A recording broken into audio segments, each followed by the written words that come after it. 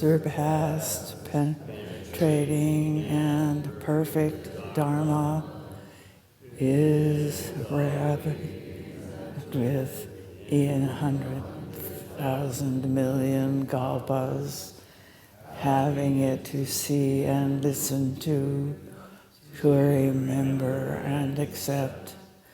I vow to taste the truth, the Tathagata's words. Good morning. Good morning. Whoa.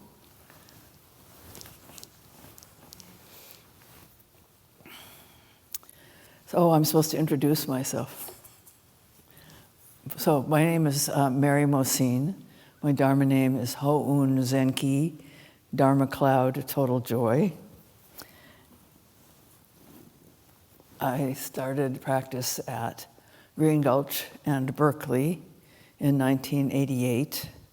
And in 90, I went to Tassajara, and I was there for 4 years. And in 94, I came back, and I was at Green Gulch for a year, and then I was here at City Center, I don't remember, 95 to 99, whatever that is. And I was ordained by Sojin Mel Weitzman, who was my teacher all along. I was ordained by him in September of 94 with Michael Wenger and a woman named Kathleen Williams, who maybe a couple of you know, I don't know. Kathleen was ordained by Blanche Hartman. And Paul Haller and the leadership here were kind enough to make it possible to have the ceremony in the Zendo, because the really important guest for me is a quadriplegic, and there was no ramp then. And I don't know if I ever told you this, Paul, but I have this memory, I'm sort of wandering around, being led around in my kimono, bald, and I saw Paul with you had a carpenter's belt on, and you were heading downstairs, and you said something like, "Okay, here we go," and you and I don't know who went down and took those, those central. Do you remember the Zendo? There were central tons on the floor. They were all removed.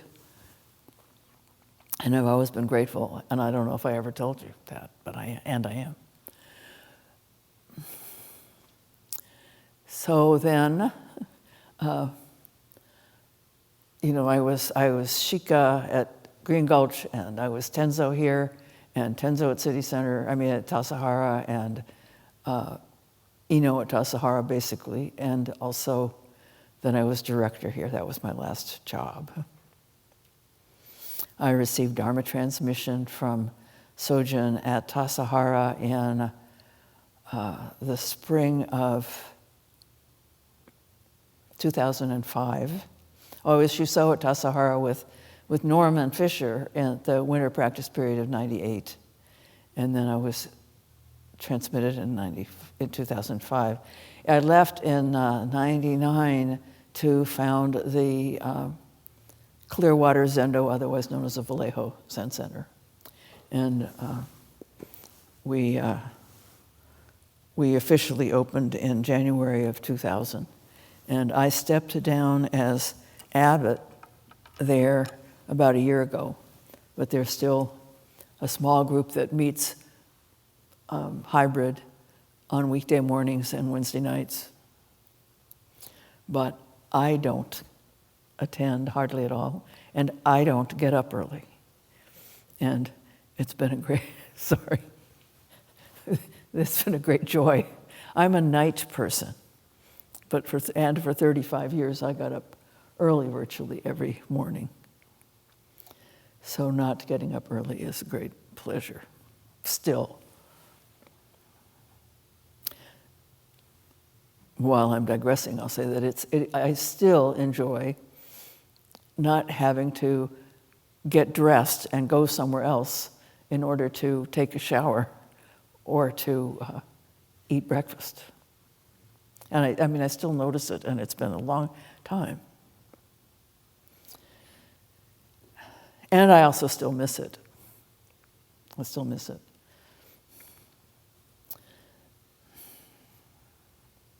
I was, I don't know how much to tell you. I was born in Los Angeles, grew up there, went to Cal, Berkeley, and never really went back. Went to law school here in the city at, I forget what it's called now, San Francisco Law School or something, because Hastings was apparently a slave owner or something. And I was a union side labor lawyer for many years. And then I just got drawn to this more. And I think of myself as a hospice person. I did the training, and because I'd been helpful, they let me do the training without ever making a commitment to Laguna Honda, because I was starting a Zen Center. So, all right, so that's enough, more than enough.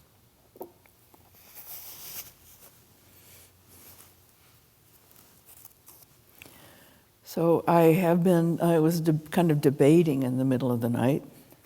I had a plan about what to talk about, and how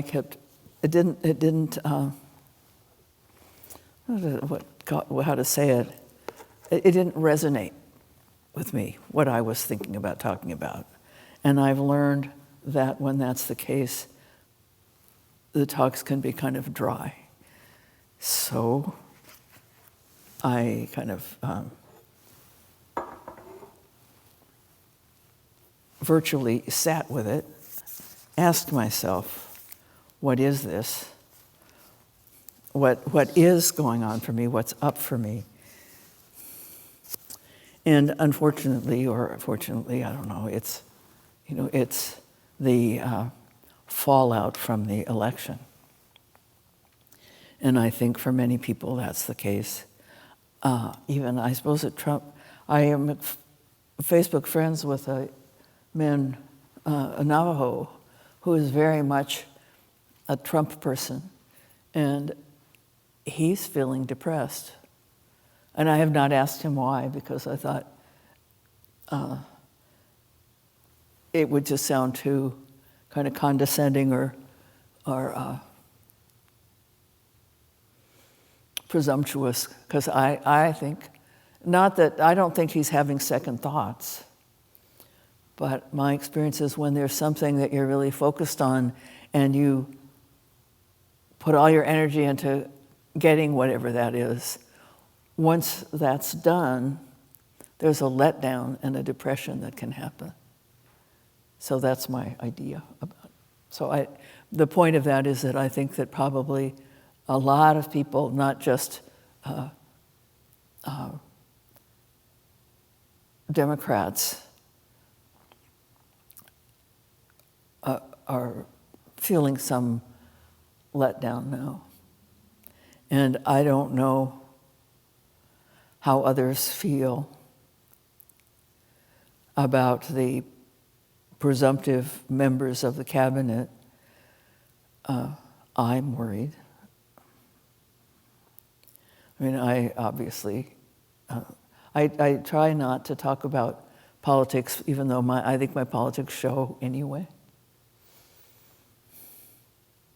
But I've always felt that it's important for people who support Donald Trump, or people who support the death penalty, or people who whatever, feel welcome in a Zendo. And I have never been an advocate for being too overtly political.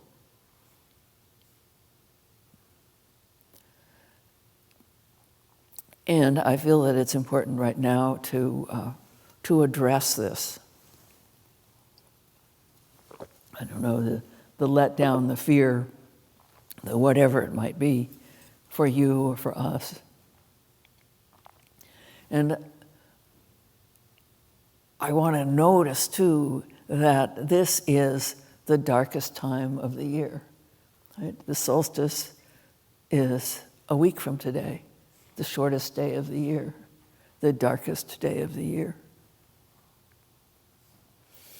And our society feels dark to me now, and it's not only here, but it's in Gaza and in Syria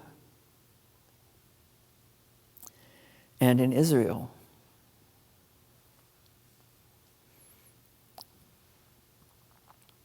And in Sudan, and I could go on, but I'll stop. But it's hard times in this world of ours.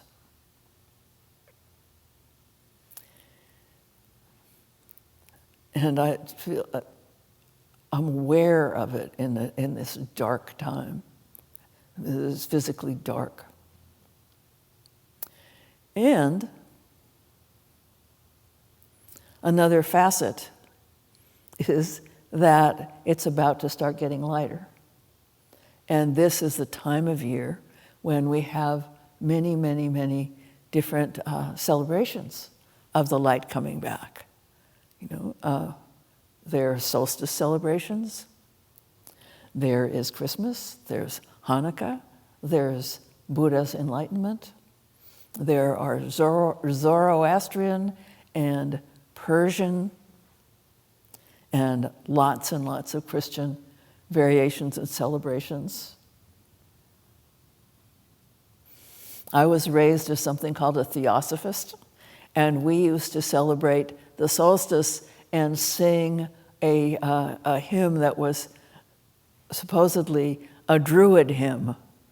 But strew we our violets on all the stony places, symbol of the blessed ones who came this way before. Onward we go on the season's blessed turning. Onward we go, following the sun. And if you are paying attention, it is a joy at this time of year to see it turn. I remember at, I don't know how many of you have been at Tassajara, but it's really in a canyon. You could call it a valley if you want, but I'd call it a canyon. The sides are pretty steep. And in the wintertime, when the days are short and the sun is low, it doesn't penetrate to the main sort of courtyard called the coffee tea area, where people hang out at breaks and things. And it barely gets to the roof of the zendo. And then it starts, as the springtime comes, it starts coming back. And it's a big deal when it hits. There's the courtyard, and there's a path, and then there's some rocks that you can sit on, and people perch on those rocks when there's like lunch in the dining room for some reason. Then those rocks are jammed with people eating their lunch there because that's where the sun is. And one is very, very conscious of it. And it's a gift to me from Tassajara that I'm still very conscious of it.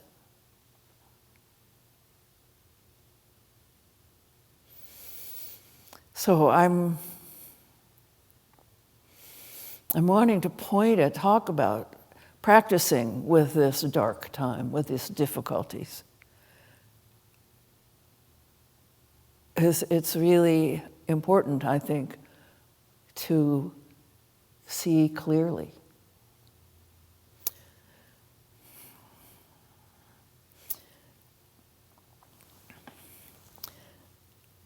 I had thought about talking about a man named Baya of the bark cloth who wanted Buddha to teach him, and Buddha did. And I'm going to just, instead of reading the whole thing, I'm going to just read what Buddha said to him. Herein, Baya, you should train yourself thus. In the seen will be merely what is seen. In the heard will be merely what is heard. In the senses will be merely what is sensed. In the cognized, in the cognized will be merely what is cognized. In this way you should train yourself, Baya. When, Baya, in the seen is merely what is seen, in the cognized merely what is cognized, then, Baya, you will not be with that. When you are not with that, you will not be in that. when you are not in that, then you will be neither here nor beyond nor in between the two. Just this is the end of suffering. Just this. When we don't add on, when we don't insert ourselves into our experience, when we just see, when we just hear, when a thought simply arises, without all the commentary, without all the ideas. When we're just present and we simply respond, that's our practice.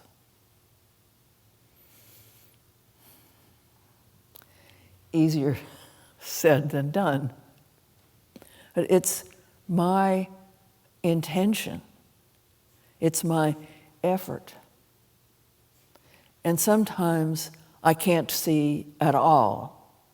I know I'm getting very upset. I know I am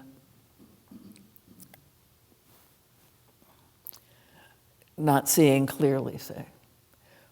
But the best I can do is to know that I'm doing that, know that I'm adding my opinion. I'm seeing through the lens of my prejudices and my ideas.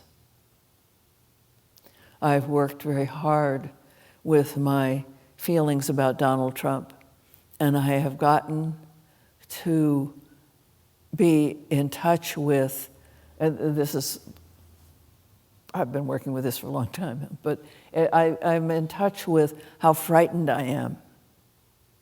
And I am able to understand the likelihood that people who really support him strongly feel frightened, and that their feeling of fear of me is not that different from my feeling of fear of MAGA people. But I had to dig to get to that place because it's so much easier to just hate and to catastrophize and to talk to friends, make jokes.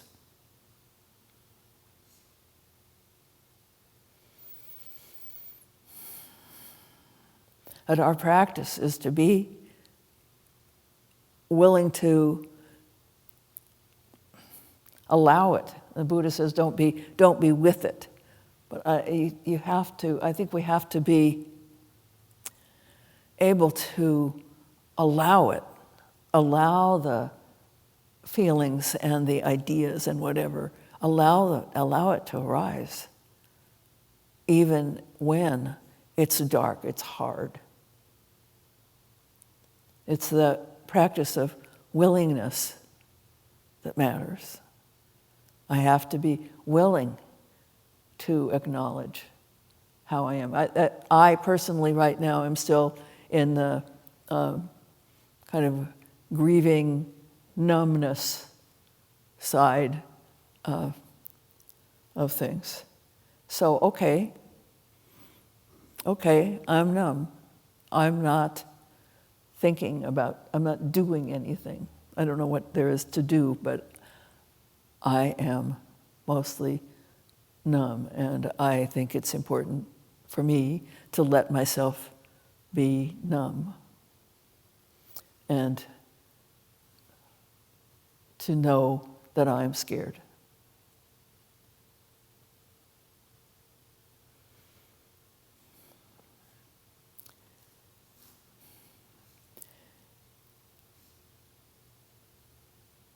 And I think that's it. That's our practice. I mean, whatever, your practice is yours. You have your response, right? But the important thing is to know what it is. Or, if it's not apparent to you, should be willing to be patient and willing to just allow it to whatever there is to manifest when it's ready. Let the myriad things come forth and experience themselves. And then sometimes it's just patience practice, the dreaded patience practice. Another facet of what I want to say to you is that it's really important to remember to take care of yourself in the process. I've been lecturing recently up in Sacramento about loving kindness. And it's one of the 4 divine abodes. And the instructions are start with yourself, that you must love yourself. Then you can extend it out. But it needs to start with this one.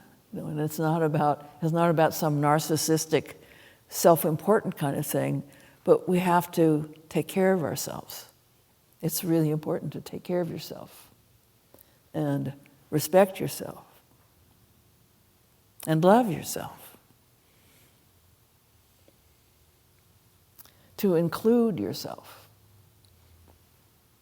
Sometimes we say things like, oh, well, I want to love all beings. I want to save all beings. And if you stop and notice what that means to you, it's pointing out there. It's rare that we remember, oh, yeah, I'm one too. I'm one too. I need to save this one. Sometimes that's the best I can do for saving all beings. Because if I'm in charge of this one, if I'm not giving in to my opinions and ideas and fears and so on, I'm usually much easier to be around. And that's helpful to other beings. And I want to emphasize this, including yourself. When you do a loving kindness meditation, it's often the instruction that you start with yourself, take yourself into your heart, and wish yourself well. Because that's the foundation. From that warmth can spread warmth to other beings. From that warmth, from that basis, you can be useful. I'm not a fan of using the word help. You can be useful. And when you're not stable in that appropriate self-regard, you're often not very useful, even when you think you are or you want to be.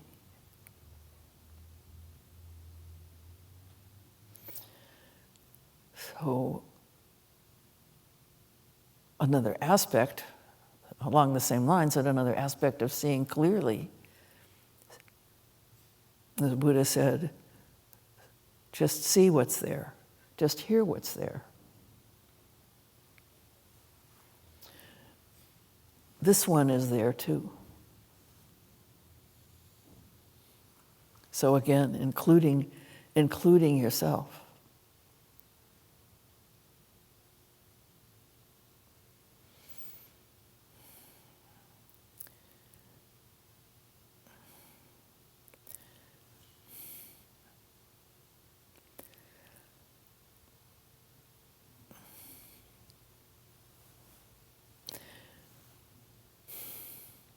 And I've touched on this, seeing clearly includes seeing when you're not living up to some ideal, when you're not living up to what Buddha said, when in the scene for you is not just the scene, when for you in the scene or the herd is your idea or your fear or your anger or your jealousy. When you're piling on.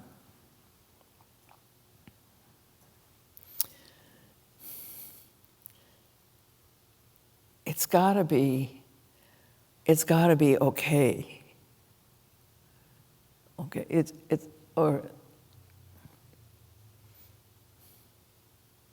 I'm talking to myself here, too, that, if when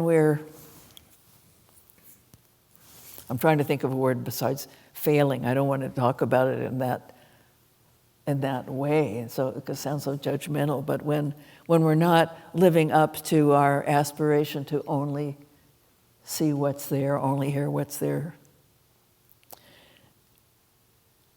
we have a tendency then to pile on and to start criticizing ourselves for being critical, or criticizing ourselves for being angry, for having anger arise. Oh, there I go again. I'm never going to be able to I can't do this.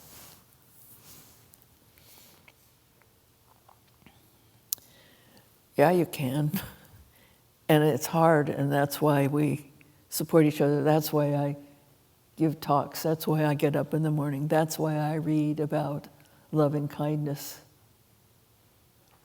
and remind myself to include myself, to wish myself well, wish yourself well. And remember, when you see clearly, remember that you are one of the collective, right? There are myriad beings. And I'm one too.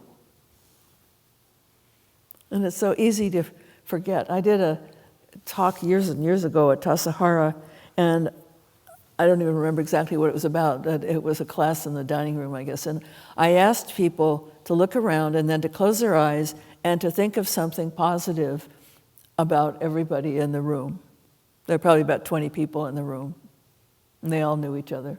So I said, just close your eyes and think something positive. And then I gave them some time. And then I had them open their eyes, and I said, how many of you included yourself? Not one. Not one. So remember, you're one too. I'm one too. I want to wish myself well. When I'm feeling okay about myself, when I'm feeling maybe even good about myself, I'm much nicer. I'm much easier to be around.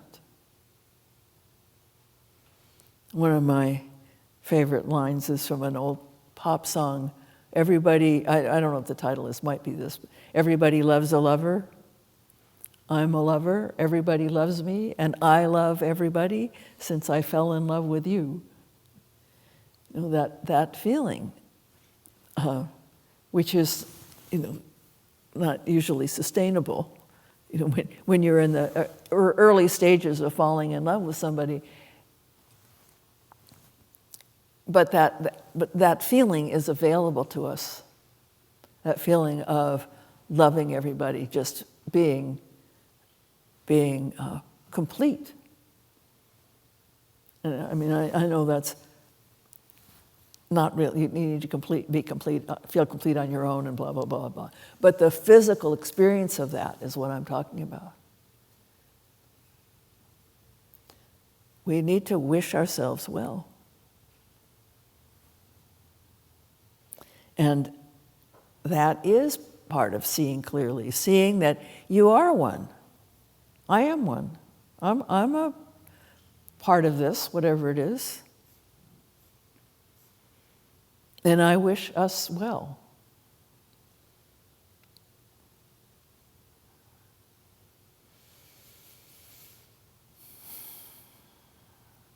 So whatever is up for you in this time, remember that it's going to start getting lighter soon. And remember that there's a lot of things going on, that some wonderful things are going on. Assad got overthrown. That was quite a surprise.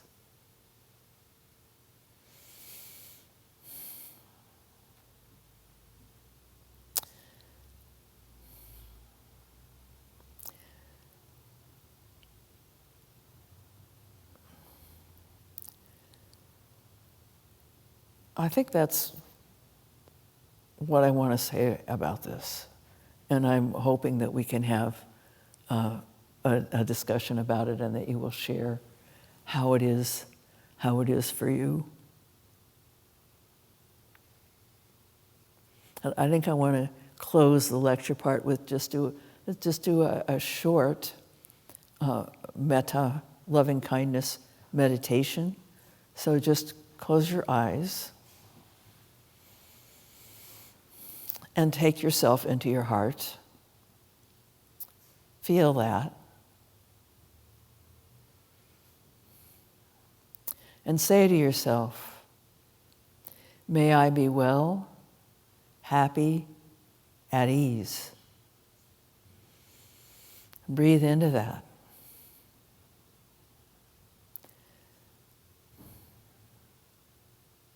May I be joyous and live in safety. Feel that.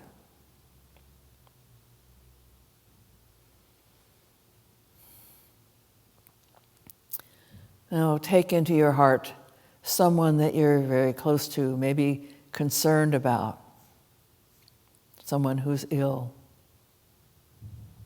Take that person that you love into your heart. Feel that. Breathe into it. Say to that person, may you be well, happy, at ease. Breathe into that. Hold them in your heart and say, may you be joyous and live in safety.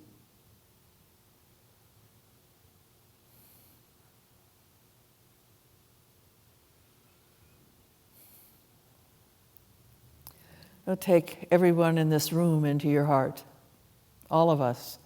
Don't forget to include yourself. May we be well, happy, at ease.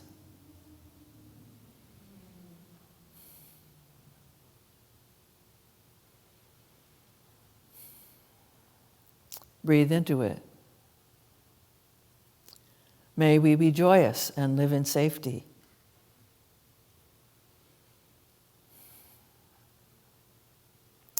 Take into your heart somebody or some group of people that are difficult for you. Hold that person or those people in your heart. Feel it.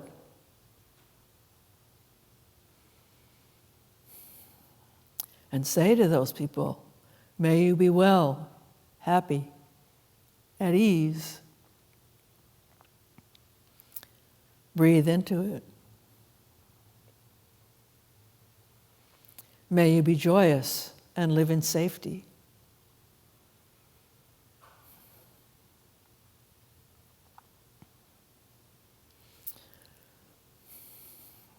All beings in your heart, all beings, be well, happy, at ease. Breathe into it.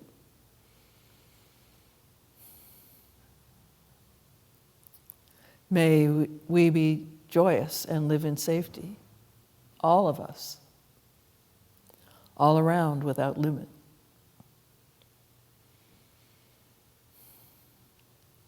Now come back to yourself. Take yourself into your heart. May I be well, happy, at ease. May I be joyous and live in safety.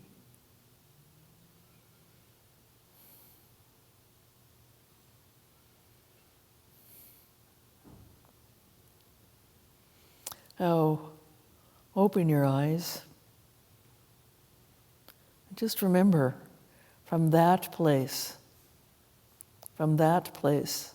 make the effort to see clearly, to hear clearly, to think clearly. And we'll see how that goes in the next 2 years. So Before we start the Q&A, we'd like to invite everybody to stand up for a moment and stretch.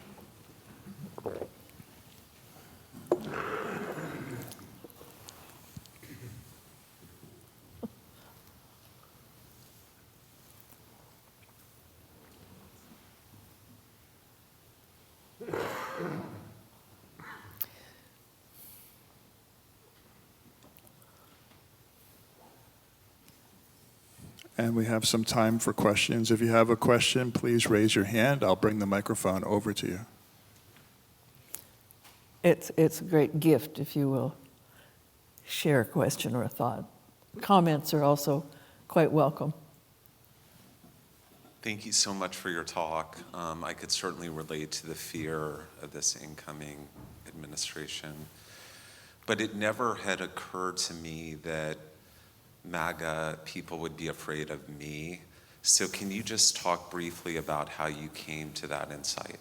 Thank you.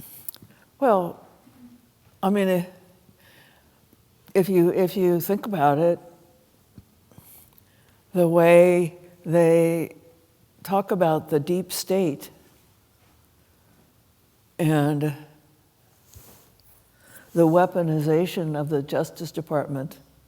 I mean, the people that, not everybody who says those things believes them, but a lot of people do believe it. And think about it, if you thought that the FBI was weaponized against people who thought like you, that'd be pretty scary. Frankly, it was pretty scary in the 60s. Because when Hoover was there, it was weaponized against people like me. Though, I mean, I'm relatively privileged, so not against me particularly so much. But at any rate, think about how people who believe QAnon conspiracy theories, how they talk about people like me, or you, I guess, whatever.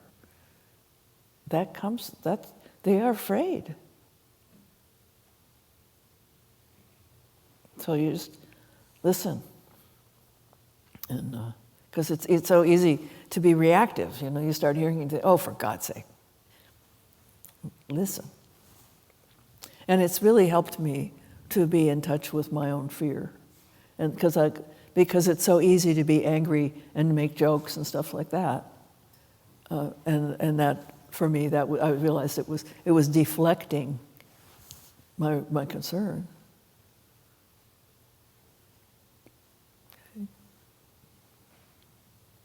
Another comment or question?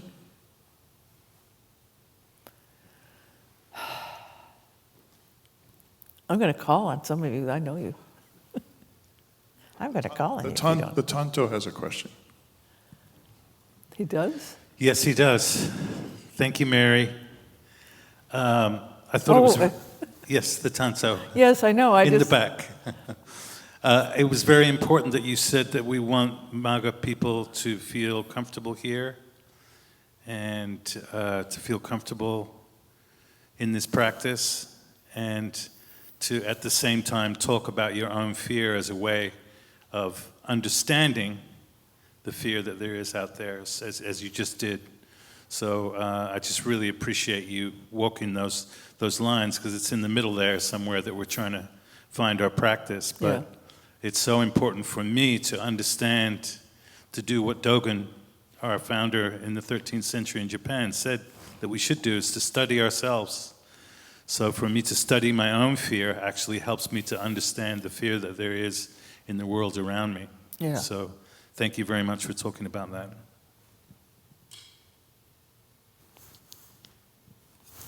This person literally in the middle of the room.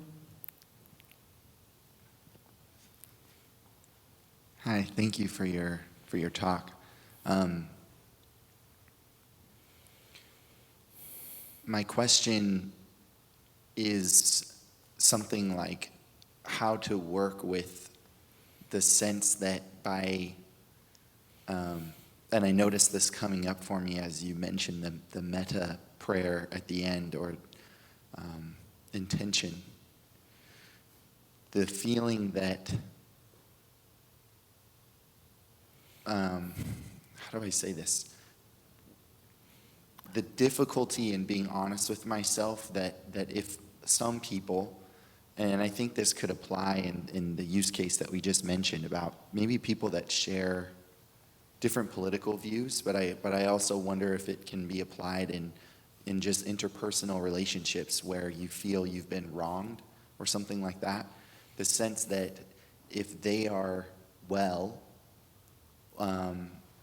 that takes away from me, right? So there's a sense of like, the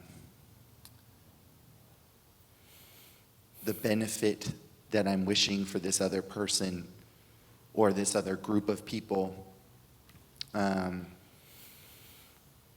it feels like it detracts from my position somehow, or or invalidates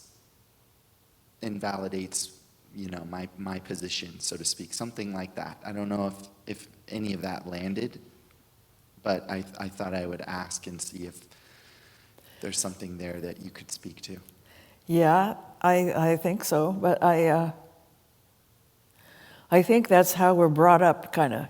That I never understand exactly what they mean when they say it's a zero sum, whatever. But that if I am if you're getting something, I'm losing something. But that's not always true. Often, when I act from a generous heart, I get a great feeling. There's thanksgiving, right? There's gratitude and there's generosity. And they go together. And if, for example, a real, hardcore QAnon kind of MAGA supporter were more happy and less frightened, they might not to be so attached to their conspiracy theory. They might be able to see more clearly. I mean, from my point of view at any rate. Or if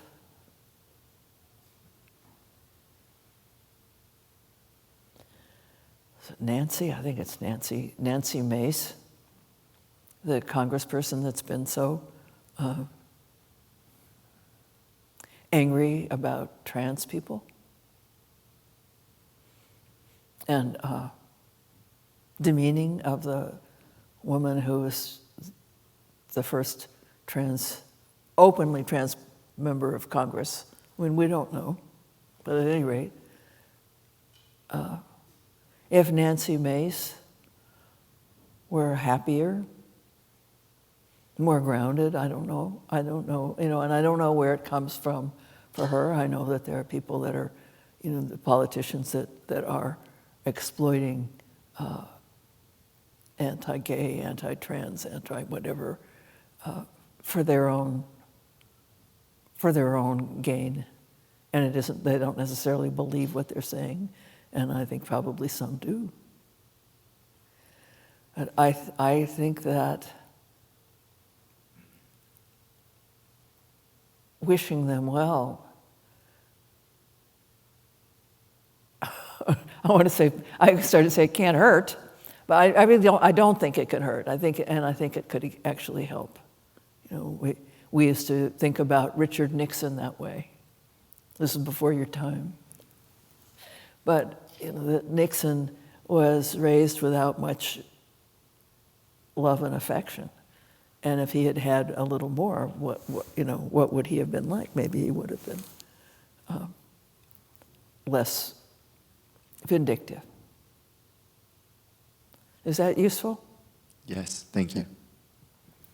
I think it's very human to have that concern that you express. So.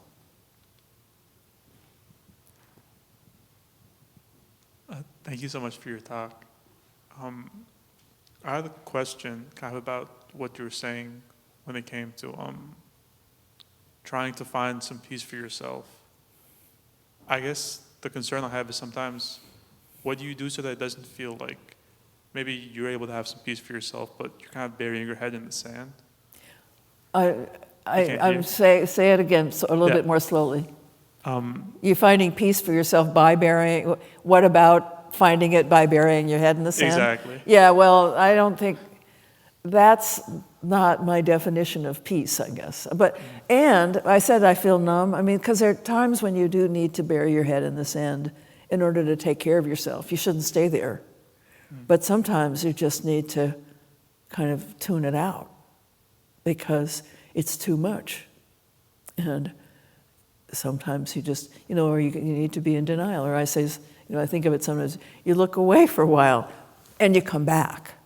Right. And it's the coming back. I mean, we're human and we do the best we can.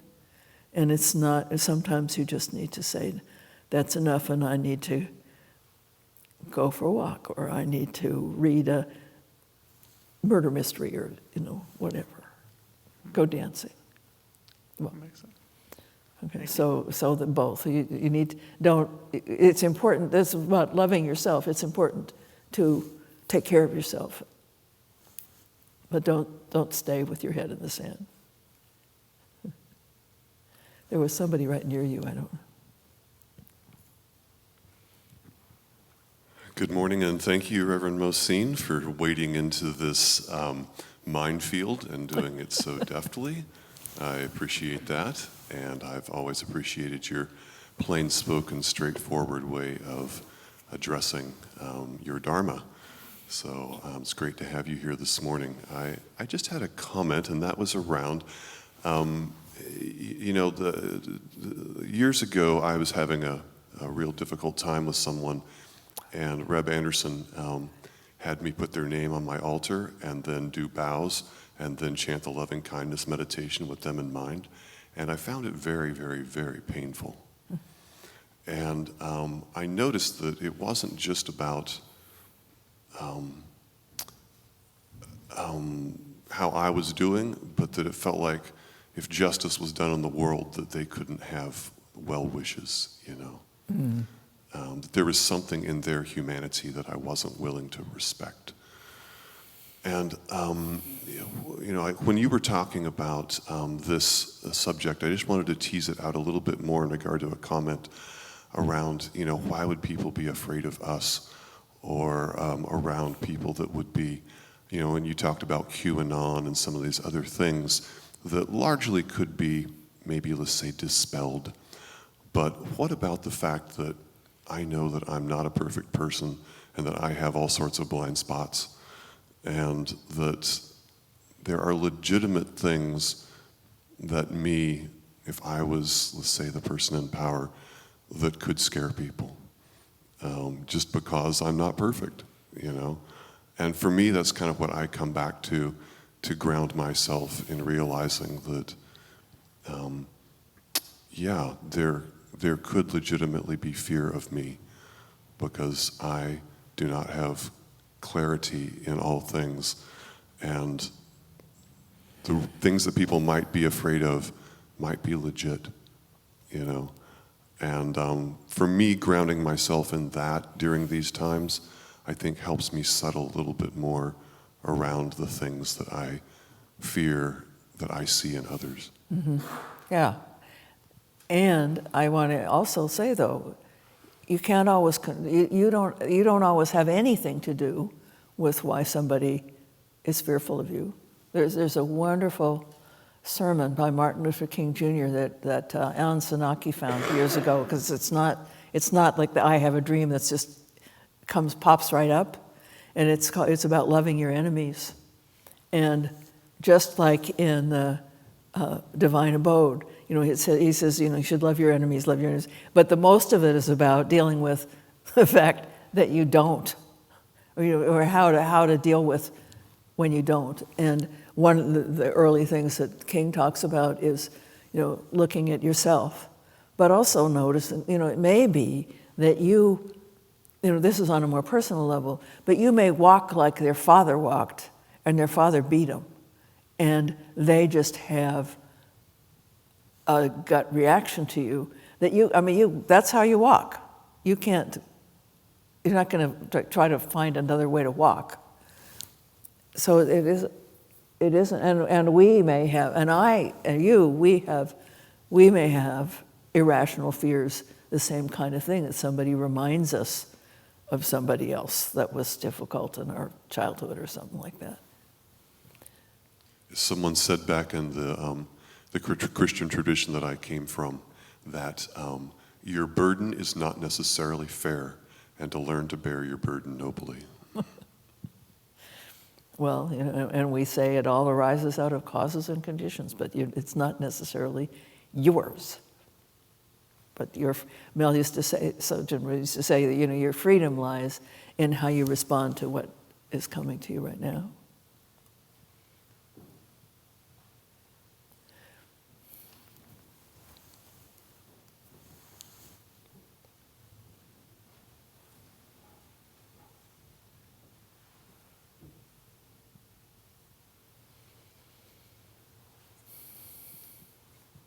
Good morning. Thank you so much. I'm having a little bit of trouble reconciling the teachings of just let the seeing be the seeing, and the cognized be the cognized, with Suzuki Roshi's teachings about being intimate with all things, right? And so I feel like the first can be protective against, like, you know, suffering, but then, you know, what about when I just want to gaze at my son, like into my son's face? I'm sorry, then I'm having trouble. Can you slow down a little bit? I'm having trouble. Okay, and so I'm having a little bit of trouble reconciling the teachings from the Buddha about let the seeing be the seeing. And so I can understand that. And, you know, there's non-attachment, not clinging. And I feel like that can be really helpful, protecting you against, you know, maybe unpleasant or harmful experiences. But what about when the experiences are joyful and you kind of want to dwell in the joy and in the love and in the, you know? Well, if that's what's presenting, then be it. Do it. It's all right. He's not saying don't feel or think or whatever, but don't add on to it and don't grasp after it. Also, but don't push it away. And you said something about Suzuki Roshi saying be intimate. Well, that is intimate. You know, we have other ideas about intimate, which are real clingy and messy. But I mean, life is messy anyway. But you know, I do think we have a lot of ideas about what intimacy is that get in the way of intimacy. When I can listen to my friend who is angry with me without being reactive and defensive, then there's much more intimacy. I can actually hear it, and if I need to apologize, I can apologize. Or if I feel hurt, I can say, ouch, I can say I feel hurt. But you did the same thing, and you know, without piling on. Okay? But it's nobody is saying that you should become a zombie. But it's how do we live in the world and manifest in the world without so much extra? We hurt ourselves, we hurt others. You know, I work with lawyers a lot, and we talk about non-attachment and so on, and people sometimes get, you know, well, what about I have to say no to opposing counsel? Yes, but you can set limits and you can set boundaries without hating them. But sometimes that's hard to do. So. Thank you.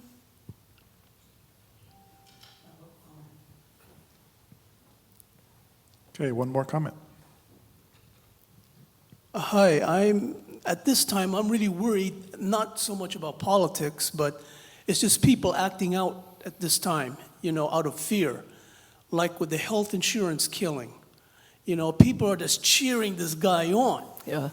And I'm going, what the heck is going on in here, man? And it's just people just acting out in their fear.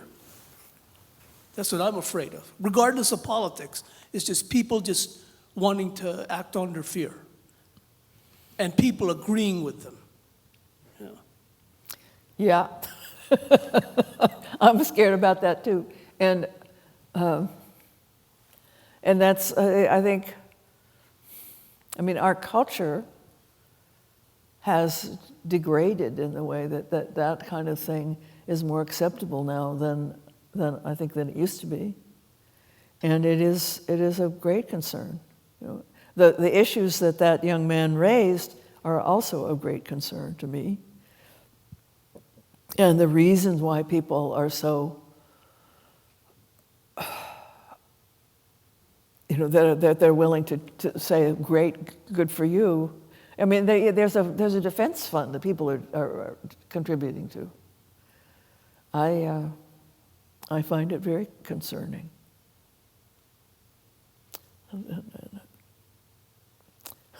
We have to do better. Were you saying that was the last question? Is that? We have time for one more. Okay.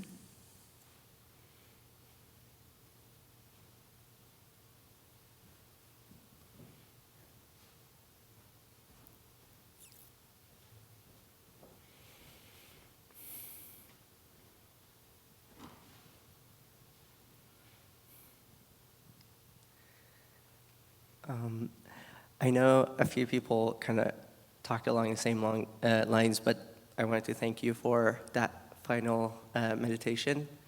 At first, I kind of found it maybe absurd in a way, because I know the lines. May they be joyous and live in safety, blah, blah. But it was, I had an observation, and my question is related to that. It was interesting because originally doing it for myself was hard and tender, but when you brought up conjure in your mind the people who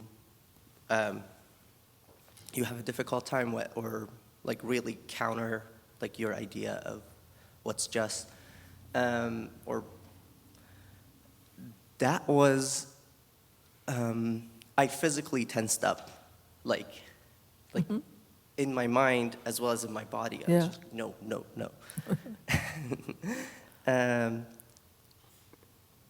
Funnily enough, the second time that we came back to the I, it got easier after that experience.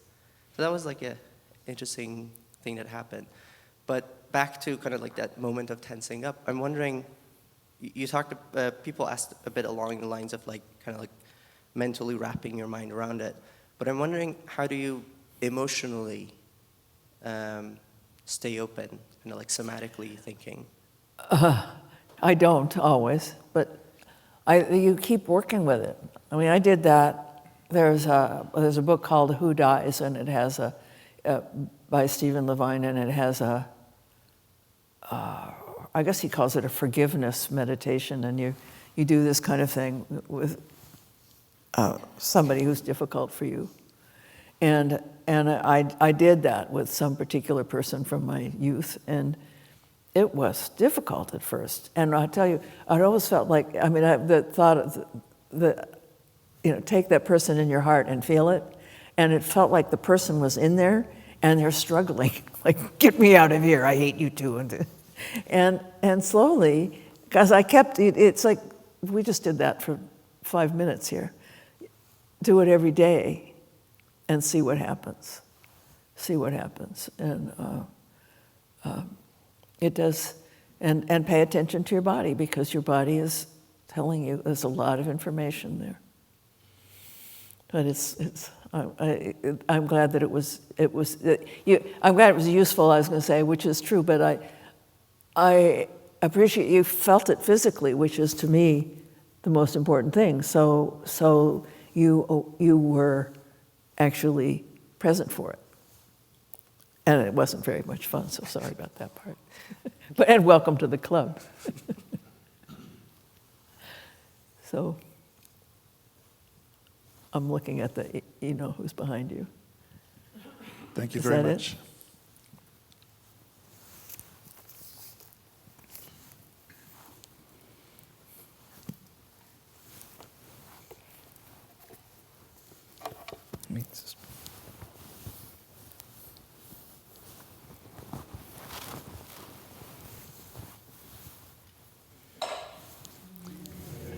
Are in and equally given to every being and place with the true merit of Buddha's way. Beings are numberless. I am proud to save them.